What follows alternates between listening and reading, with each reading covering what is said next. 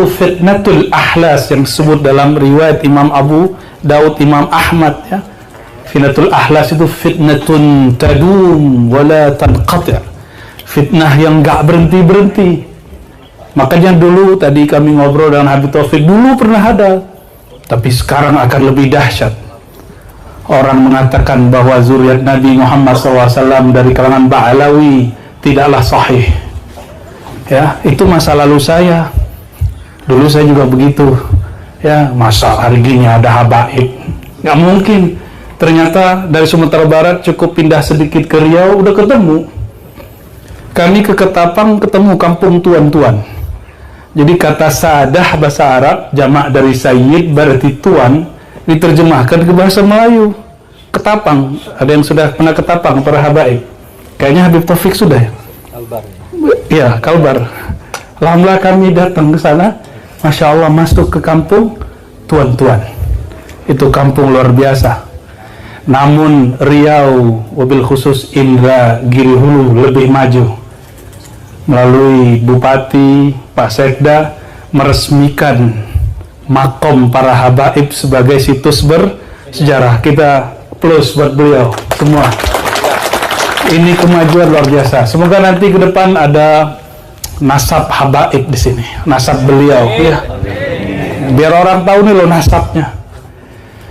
Perdebatan nasab itu saya bukan peneliti nasab, tapi kami abdi hadis Nabi Muhammad SAW, pengabdi hadis Nabi.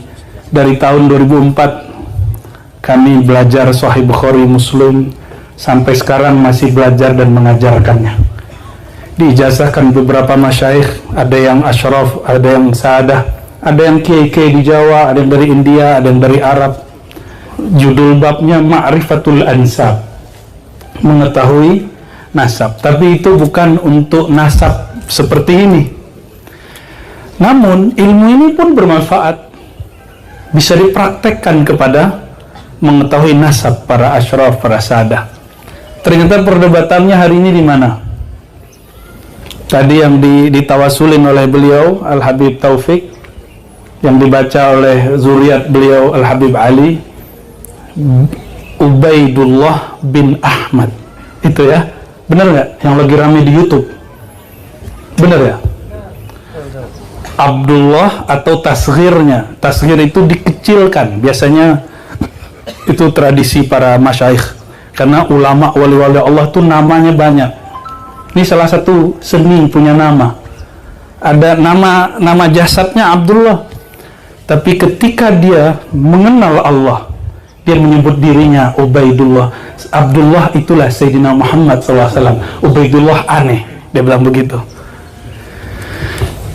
Sayyidina Ubaidullah bin Ahmad ini mulai dipertanyakan, beliau ini ada atau tidak, itu wajar. Jadi kalau ada yang kritik, jangan marah habaib. Kan sekarang ada seorang kiai yang sangat alim di Banten, namanya siapa? Kiai Imat ya. Saya tidak mengingkari kealiman beliau. Sebagai sebuah penelitian, itu tantangan hebat bagi para habaib. Supaya apa? Mesti ada juga yang membahasnya tidak dengan emosi, tapi membahasnya karena dia membahas pakai buku, pakai tulisan, kita balas pakai tulisan. Dia buat ceramah, kita buat ceramah. Innamal mu'minuna ikhwah. Kan beliau katanya zuriat Syarif Hidayatullah juga. Kalau ya berarti jalur asyraf. Kalau benar, ya tinggal kuat-kuatan aja, pakai kekuatan ilmu. Meskipun itu menyakiti banyak zuriat Nabi dari kalangan Al-Ba'alawi. Dalam hal ini kami punya pandangan sendiri. Nah, beliau kan berargumentasi. Argumennya lumayan memukau.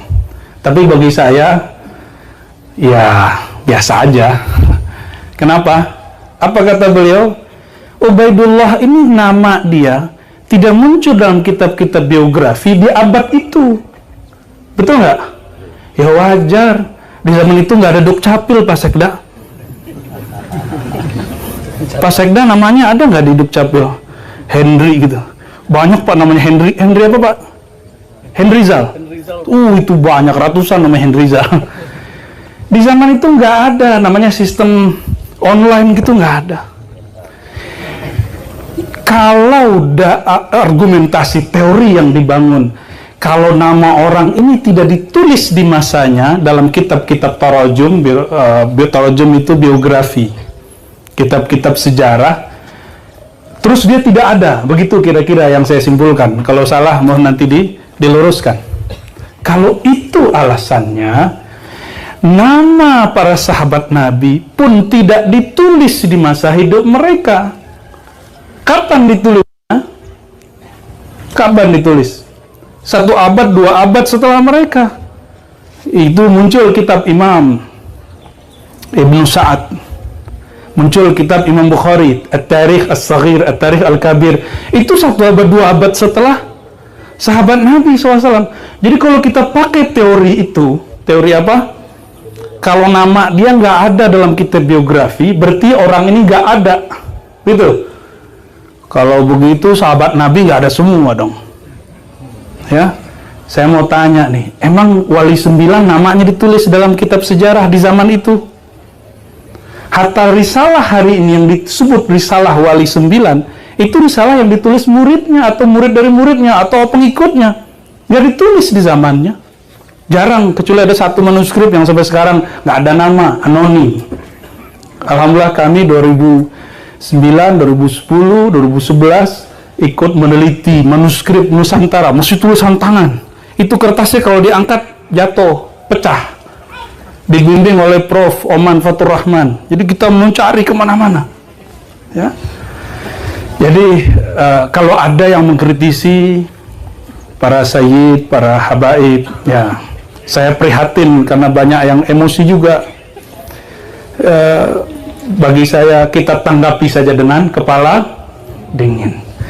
Itu secara keilmuan. Kalau dalam bab adab dan bab fikih, begitu juga bab ada satu ilmu yang menjadi kitab Al-Kabair, dosa besar. Dosa besar. Salah satu dosa besar orang menasabkan dirinya ila ghairi abi, kepada selain ayahnya.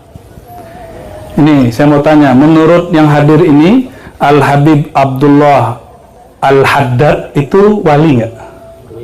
Nggak usah nggak wali, ulama nggak? Al-Attas yang kita tulis Ratibul Attas, Al-Aidrus, saya dapat juga Thariqah Al-Aidrusiyah, ada juga Thariqah Al-Aidrusiyah, dapatnya di Banjar. Tahu-tahu di sini di Indragiri banyak orang Banjar juga, ya. Bahkan walaupun tidak disepakati, Syekh Muhammad Arsyad Datuk Kelampayan ada yang menyebut nasabnya kepada Al-Aidrus. Ya, mungkin karena ketika diinput kurang pas. Ya, para zuriat Wali Songo ketika diinput Rabithah kurang pas, akhirnya muncullah protes ini. Ini pun juga harus jadi pelajaran bagi kita, terutama pengurus-pengurus Rabithah. Apa masalahnya? Gitu. Kalau bahas begini, udah harinya panas, kepala ikut panas. Saya biasanya bahas tasawuf, hadis, jadi bahas ilmu nasab deh. Ya. Tapi seperti kami sampaikan, saya bicarakan dari sisi ilmu hadis. Ya.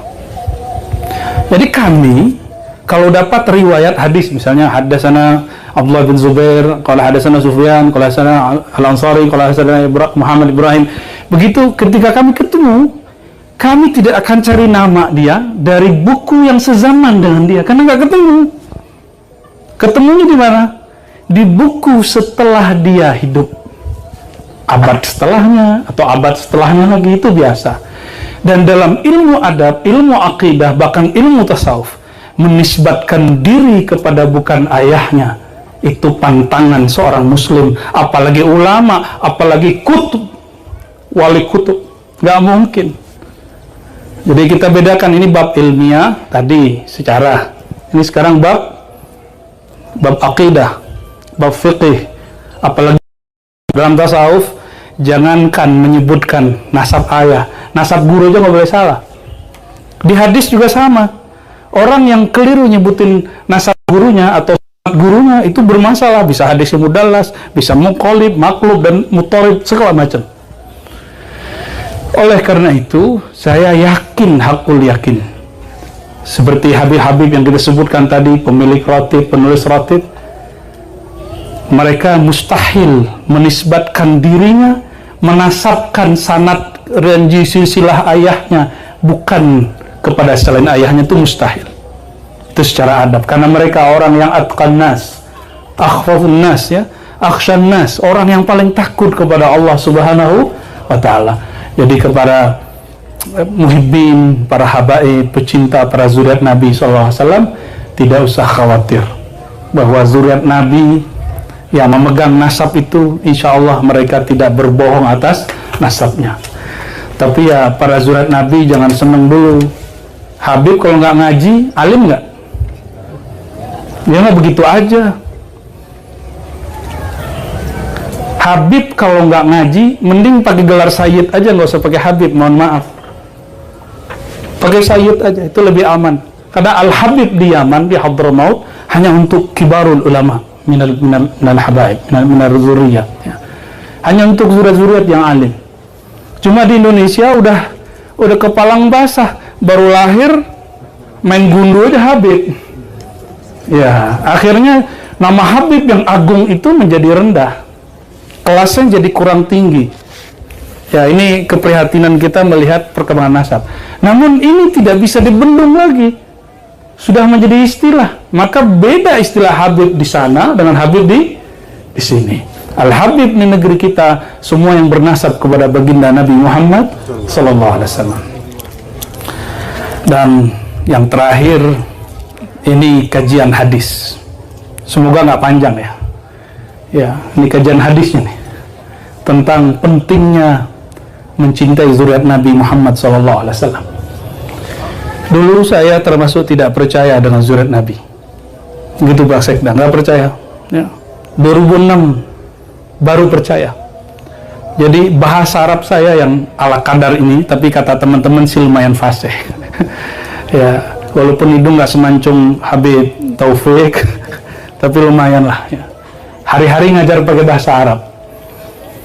Ini bahasa Arab saya berkat saya ngaji kepada zuriat Al-Hasani dan Husaini. Ada yang ajib, saya nggak tahu, semoga beliau masih hidup, Habib muda waktu itu. Tiba-tiba Habib Omar, tiba-tiba dia bilang, saya mau ngaji mustalah hadis sama kamu.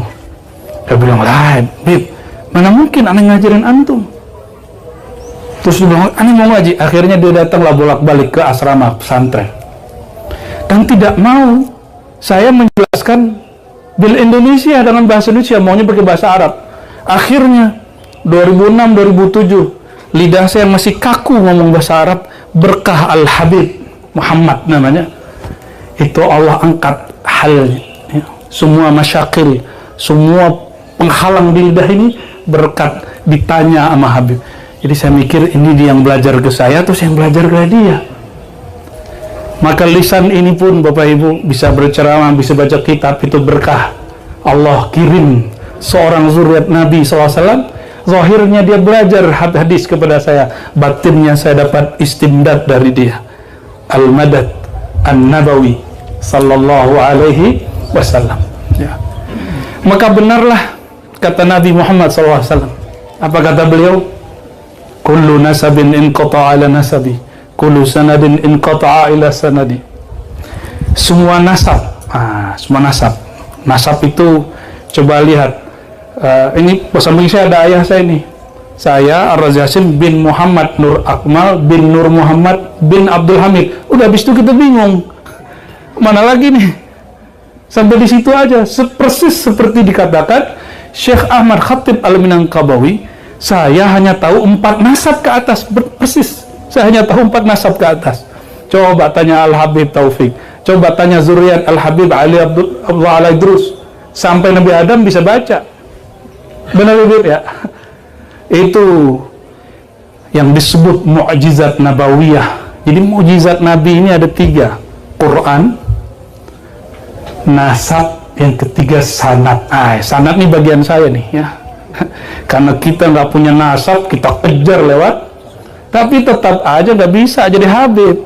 Ya walaupun pakai sorban, aneh nggak bisa jadi Habib. Kenapa? Yang paling bisa kami kejar, yang ahwal ini apa? sifatnya Nabi SAW. Apa sifatnya Nabi SAW? Al-ilmu. Maka jika ada ahwal orang yang bukan zuriat Nabi ingin mengejar kemuliaan, dia dapat mengejar sifat Al-Muhammadi. Tapi zat Al-Muhammadi siapa yang dapat? Para zuriat Nabi SAW. Cuma saya senang juga, nggak bisa dikejar juga bab ini oleh orang yang punya zatnya.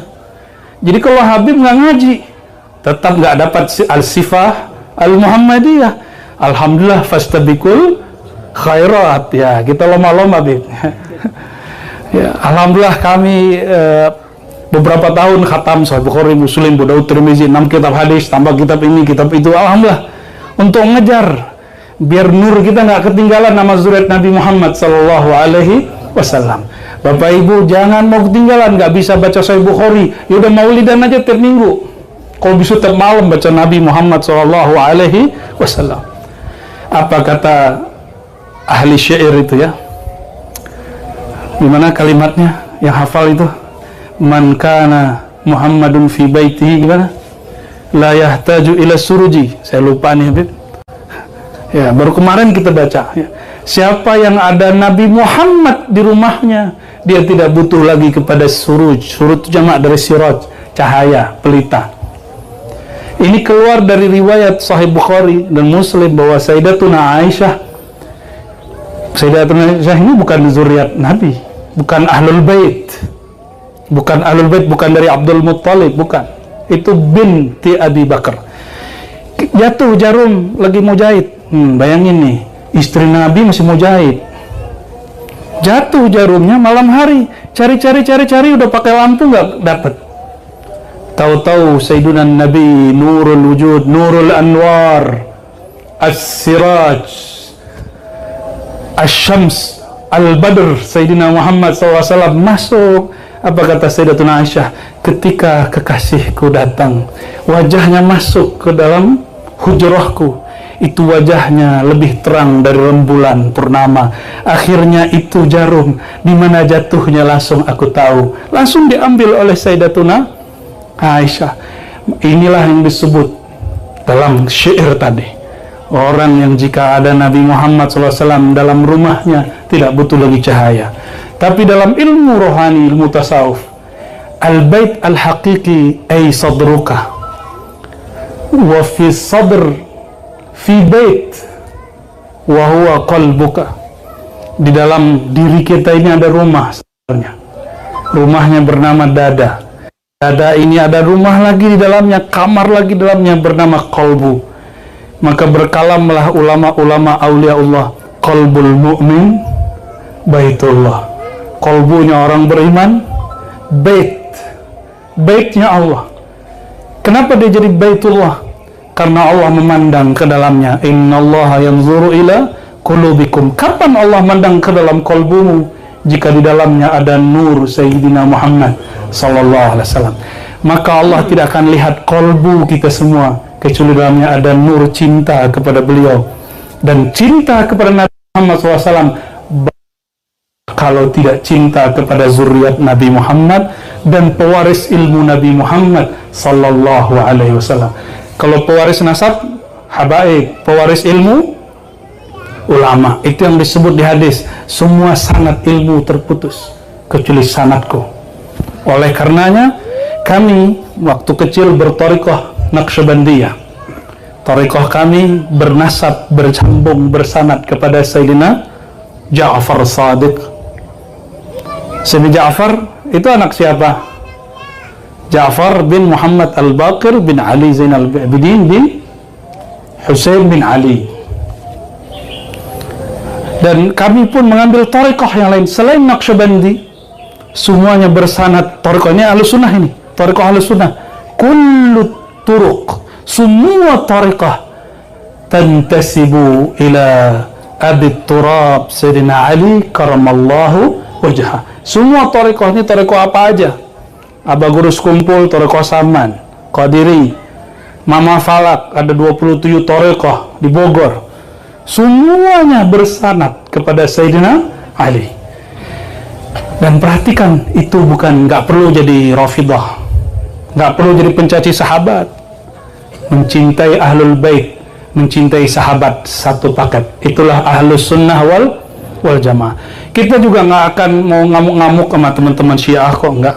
Mereka mungkin keliru aja sejarah, akhirnya menghujat sahabat-sahabat Nabi, ya. Bapak Ibu, saudara saudariku, para hadirin, saya senang sekali dengan peresmian Kampung Mufti Indragiri. Kita jadi faham bahwa sejarah zuriat Nabi dari dulu selalu kontribusi kepada kampungnya, tempat negerinya, dan mereka tidak mengharamkan untuk bekerja sama dengan kesultanan pemerintah.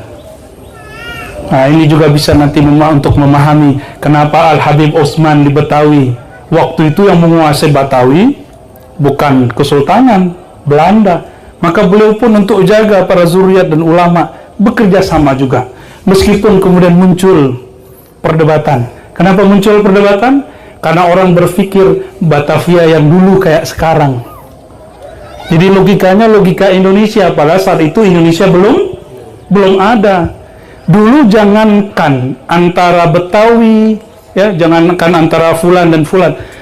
Dulu Malaka perang dengan Johor, Malaka perang dengan Aceh, Minangkabau perang dengan Aceh. Dulu Minangkabau perang dengan kerajaan Indragiri, dulu perang semua. Bukan berarti mereka nggak nasionalis. Ketika nih contoh, saya Mufti Minangkabau, waktu itu ada di Indragiri Al-Habib Fulan, jangan Habib Ali. Ketika saya berfatwakan, ya kita perang dengan yang di Indragiri. Dan itu bukan Indonesia, bro.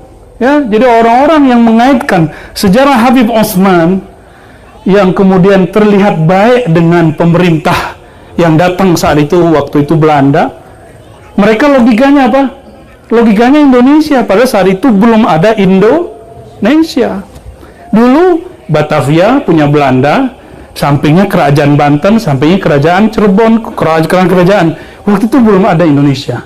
Maka siapa yang paham sejarah, hati-hati dalam menyimpulkan teks-teks sejarah. Apalagi hari ini saya sedih sekali, beberapa kiai, beberapa gus-gus nyerang habaib. Nyerangnya pakai apa? Pakai teks yang ditulis oleh Londo. Ya, orang Belanda nulis tentang Habib Fulan, lo dia percaya. Ya, Van der Broek cerita, Snook cerita, dia percaya dengan berita itu. Ini yang harus kita waspadai. Kok dia percaya dengan berita orang Belanda untuk menghancurkan, untuk mencaci maki zuriat Nabi, ulama-ulama. Ya, terlepas dari apa yang terjadi, saya menghormati mereka yang berkomentar masalah ini, tapi ilmiah, disambung ilmiah, jangan pakai emosi, ya. Ala kulli hal, saya cinta dengan mereka semua. Jadi yang mengingkari zuriat Nabi sekarang itu mereka ternyata banyak bernasab kepada Wali 9. Kita pun cinta kepada mereka jika betul mereka punya nasab, karena saya yakin mereka tidak akan memalsukan nasabnya meskipun tidak terinput dalam Rabithah, apalagi yang sudah jelas sahihnya yang ada namanya di Rabithah Alawiyah. Ana uhibbukum jami'an. Semoga para ulama, para habaib kembali bergandengan tangan dan kita tunjukkan kepada umat bahwa kita adalah pewaris dan antum para habaib adalah pemegang nasab, bersama memperjuangkan ajaran Nabi Muhammad sallallahu alaihi wasallam. Barangkali itu dari kami Al-Faqir Ar-Razi Hashim. Semoga yang hadir ini dapat ridha berkah dari Allah SWT dan negeri Kabupaten Indragiri Hulu mendapatkan rahmat berkah, tambah maju peradabannya. Amin ya rabbal alamin. Demikian dari kami. Subhanakallahumma wa asyhadu an la ilaha illa anta astaghfiruka wa atubu ilaik. Assalamualaikum warahmatullahi wabarakatuh.